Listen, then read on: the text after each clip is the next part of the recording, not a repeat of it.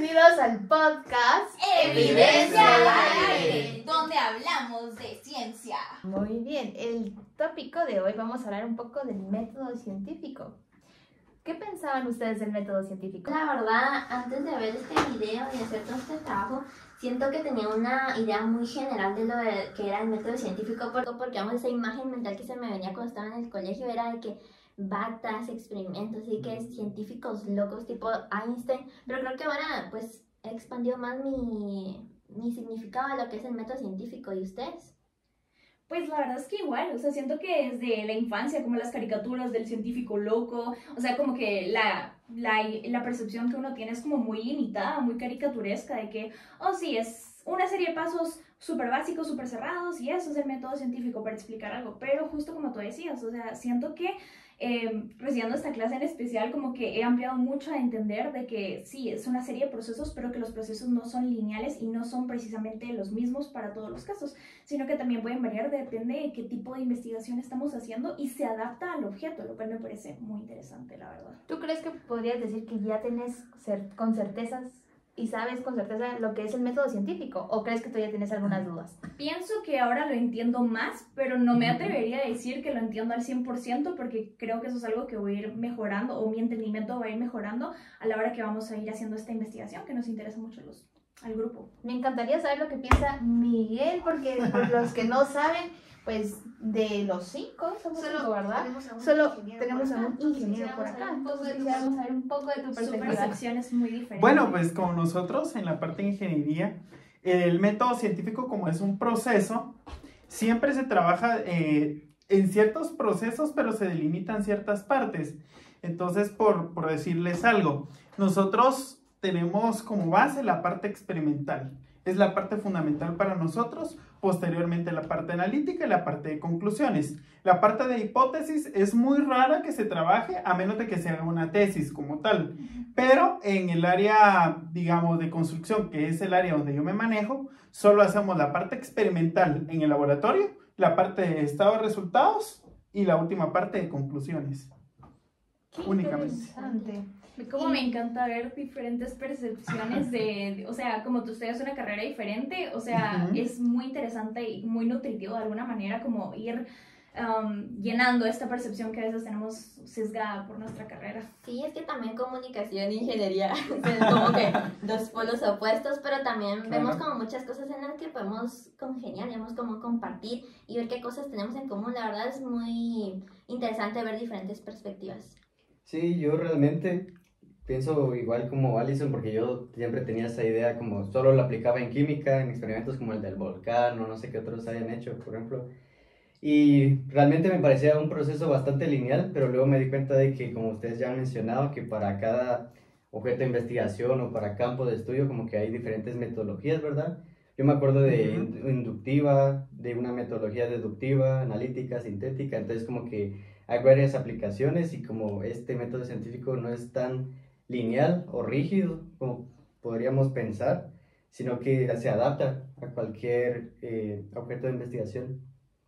Sí, y la verdad es que me parece como un mundo literalmente muy interesante. O sea, ahorita estamos leyendo algunas tesis, algunas investigaciones por otras personas universitarias publicadas, lo cual nos hace entender un poquito más acerca de la magnitud de lo que conlleva el método científico, y se me hace sumamente interesante ver la cantidad de opciones que tenemos y cómo es que lo podemos ir adaptando y delimitando. Es básicamente una guía súper interesante en la que decimos, ok, queremos investigar tal fenómeno, entonces, ¿cómo empezamos? O sea, ¿quiénes van a ser nuestro objeto de estudio? ¿Cuál va a ser nuestro enfoque? Entonces, toda esta parte, como esta guía, nos parece muy bueno, porque así es como vamos enfocando nuestra investigación y vamos ahondando en algo que pueda ayudar a la sociedad, ¿verdad? Que ese es el objetivo de nuestra investigación. De hecho, nosotros le podríamos dar contexto a, no sé, Alison, ¿nos podrías decir nuestra investigación? Por los que no saben, ya tenemos como un tema planeado para desarrollar con el método científico, entonces podríamos darle un poco de un ejemplo a nuestros oyentes.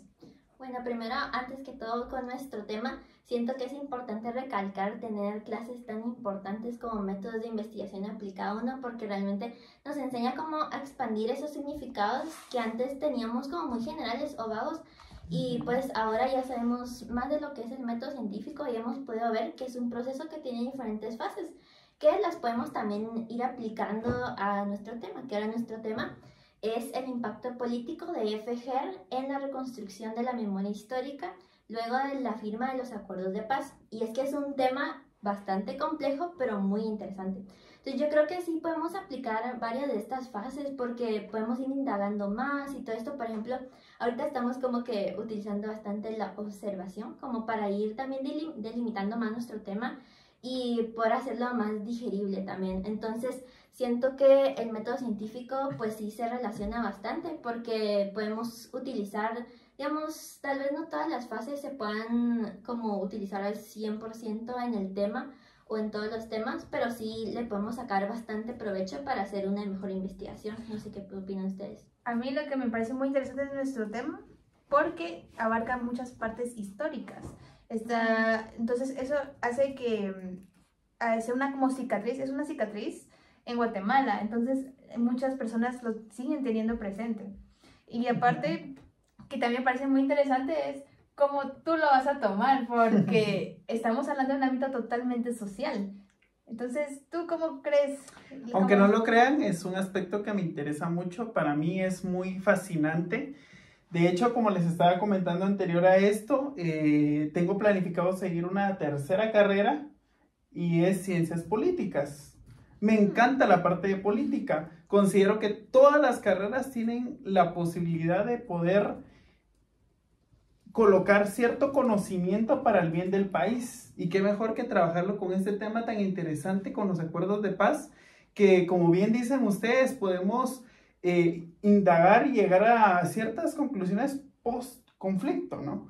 Entonces, considero que va a ser una investigación muy certera, posiblemente, como dijo Alison, va a ser un tema muy complejo, nos va a costar bastante encontrar cierta información. También considero que podríamos optar por una relación mixta entre ámbito cualitativo y cuantitativo, ¿no? Entonces, veamos trabajando. ¿Qué opinan ustedes sobre el método cualitativo-cuantitativo? ¿Consideran que sí podemos indagar en ambos aspectos o solo vamos a definir uno como tal? Yo diría de que el tema cualitativo sería el principal, porque estamos hablando de un tema social donde vamos a hacer investigación con personas. Y no sé si aplicaría en este caso tener como estadísticas o datos muy exactos, sino más bien como la perspectiva ignorada, y eso es lo que me gusta mucho del tema, ¿verdad? Porque también se trata de un tema de justicia, es de darle voz, es de darle visualización a como un grupo de personas, unas minorías que generalmente no son las minorías en las que se enfoca políticamente las noticias o los medios, pues darles la voz, ¿verdad?, a estas minorías y entender de cómo es que les ha afectado tanto positiva como negativamente las radios comunitarias, o sea, cómo se puede utilizar como una herramienta, porque yo voy a ser muy honesta, antes de estar en la carrera yo no tenía una idea de qué era una radio comunitaria y mucho menos de cómo es que se puede utilizar para la reconstrucción histórica, que es muy importante en nuestro país. O sea, fueron muchos años de guerra donde muchas personas fueron desaparecidas, asesinadas, o sea, hubieron muchos temas muy fuertes que todavía hay resemblanzas emocionales y políticas. Entonces, justamente, le vamos a dar la voz a estas personas, que más especial en esta investigación, y aplicar todos estos conocimientos que para algo que tiene tanto valor político y tanto valor social. Por lo contrario, yo diría que sí podríamos meter un poco las estadísticas para saber, digamos, en las radios comunitarias, pues, qué son las personas que están alrededor y quiénes fueron las impactadas a nivel, al final hay más gente a nivel en el interior del país. Entonces podemos ver qué tanto le impacta a las personas, porque al final ellos no tienen tantos medios, los medios comunitarios son los que los hacen conocer acerca del mundo. Entonces sería bueno saber a nivel cualitativo qué tanto impacto, cuántas personas fueron las que tuvieron conocimiento o les llegaba la información de cierto punto, a pesar de todo. No sé si alguien más quiere agregar algo. Pues yo siento que aparte de pues mencionar que este tema pues es muy importante que pues sea más profundizado, porque pues son guatemaltecos los que también están sufriendo, no son como una población externa a nosotros, sino que también son guatemaltecos que también tienen derechos y pues ellos también quieren ser escuchados. Entonces yo siento que en este tema también podríamos utilizar bastante la metodología cualitativa, porque pues si vamos a utilizar experiencias, discursos y acciones políticas, de FGER, que FGER, pues si no conocían antes su trabajo, pues es la Federación Radiofónica de Guatemala, que ellos trabajan mucho con radios comunitarias, les dan una voz, les dan un espacio y también les dan como esa preparación para que ellos también puedan tener su radio. Entonces, pues trabajando todo esto, yo siento que pues sí utilizaríamos más cualitativa porque nos enfocaríamos más como en exponer esa parte de todo esto detrás de lo que hay en FGER. Pero yo creo que al final todo puede llegar a ser mixto porque siento que tú, Estefanía, tienes un punto muy válido de entender como un poco más las estadísticas.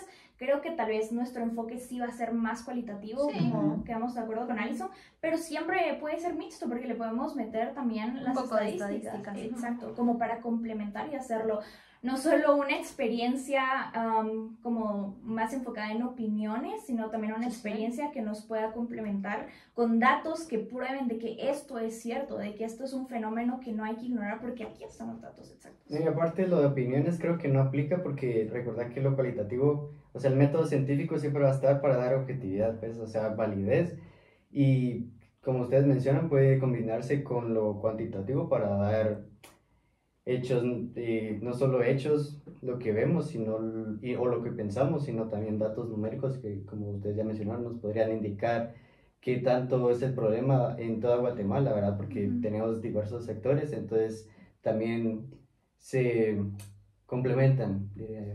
También siento que para enriquecer más esta investigación que vamos a hacer, pues también nuestras fuentes serían de campo, ya que podríamos hacer varias entrevistas y también análisis de los programas que han transmitido en FGER y al mismo tiempo también bibliográficas, porque pues todo esto del conflicto armado, pues también tenemos que dar un contexto porque pues muchas personas no saben realmente lo que pasó en ese tiempo tan difícil y que pues no es coincidencia que no sepan porque también el sistema está como armado para que las personas no se interesen en saber sobre esto.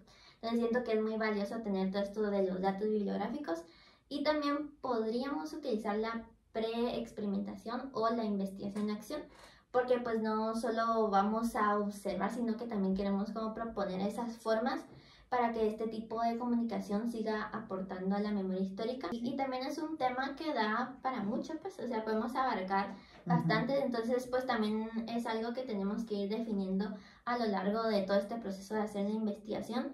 Yo creo que aparte de esto de definir si es cualitativa o cuantitativa, pues también yo siento que esta sería más aplicada porque también buscamos como esos resultados que tengan un uso real para entender y también fortalecer este proceso de memoria histórica, porque la historia, así de como la vemos en los libros y todo, es importante, pero la memoria también, porque digamos que es como el espíritu de la historia, es lo que le da sentido y la humaniza más. Entonces siento que sí sería aplicada y también al mismo tiempo utilizaríamos pues un diseño descriptivo porque iríamos detallando todo esto de cómo FGER pues ha contribuido en este proceso de recuperar la memoria histórica y de recuperar también todo eso que se les ha quitado a las comunidades indígenas. Bueno, conforme los episodios les estaremos diciendo cómo vamos avanzando en nuestra investigación. Y aquí concluimos con nuestro episodio de nuestro podcast Evidencia al aire. Muchas gracias por su atención. Nos vemos en el siguiente capítulo.